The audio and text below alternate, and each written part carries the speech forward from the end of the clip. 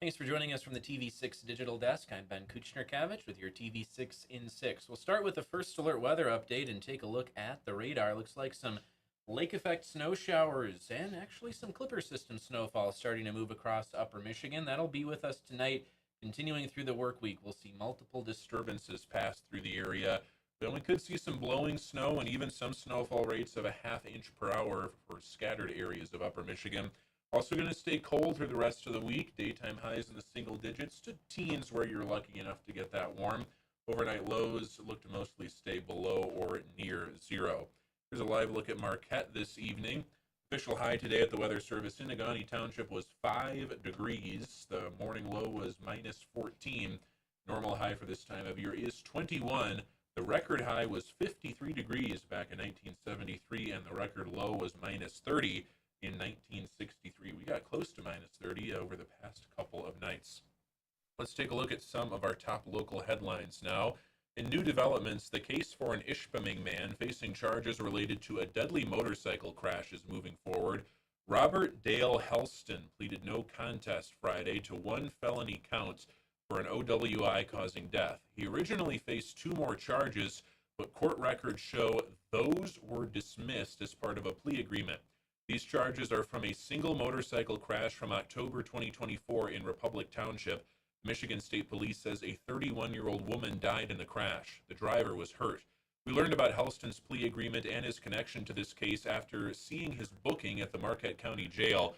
We contacted the sheriff's office to learn more about his charges. The sheriff's office says Helston was recently booked because he was detained at the jail awaiting his circuit court hearing. In a health alert, changes to how federal health care funding is distributed are causing concern among our rural hospitals. Under the Rural Health Transformation Program, Michigan ranks 43rd out of all U.S. states for funding over the next 5 years. The program is intended to disperse $10 billion each year to rural hospitals across all 50 states. Munising Memorial Hospital CEO says the Michigan Department of Health and Human Services has allowed hospitals to apply that would not traditionally be considered rural. Unfortunately, it looks like there's been a shift to open up the terminology of what truly rural is, allowing for other organizations to come in and kind of apply for those grant funds.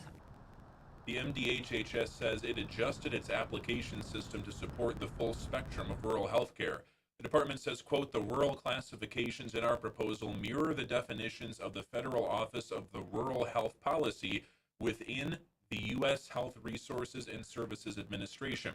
This broad definition of the term rural is meant to provide as many opportunities as possible for Michigan's rural residents to benefit from the funds, whether they reside in a county that is fully rural or partially rural.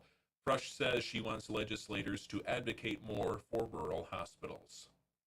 A bill to let farmers sell raw milk directly to you is now heading to committee in the State House.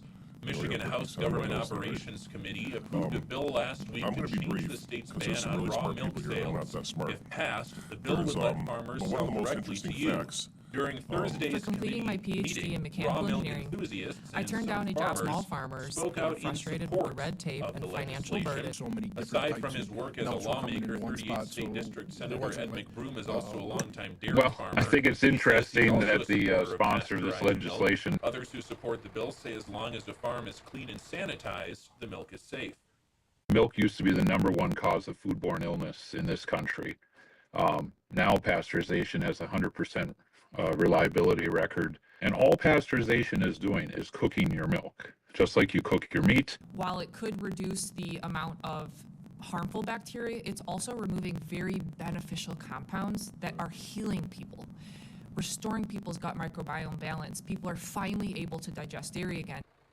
The bill now goes to the House floor for consideration. Demolition is underway at Escanava's historic house of Ludington. The hotel's iconic sign was removed first and stored for safety.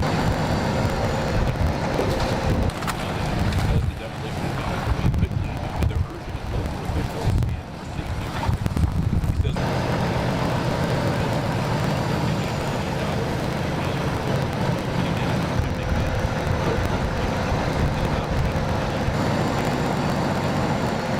absolutely have the opportunity to build back better. It was a historic building for so long.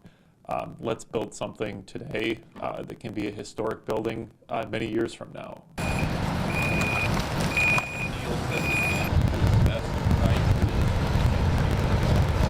And finally tonight, a Forsyth Township organization is asking for your input. Forsyth Forward put out a digital survey asking residents what businesses or services they hope to see in the township. The organization will consider those responses for its economic development plans. The survey will close by the end of the week. Forsyth Forward Executive Director Alan Cook says the survey helps the organization know what the community wants to see. We're looking at all of our communities, Little Lake, Sawyer, and Gwynn, and how we can get these empty buildings filled up with businesses and how we can attract industry and other things to our township. To find out how to offer your input, go to uppermichigansource.com or the TV6 and Fox UP mobile news app.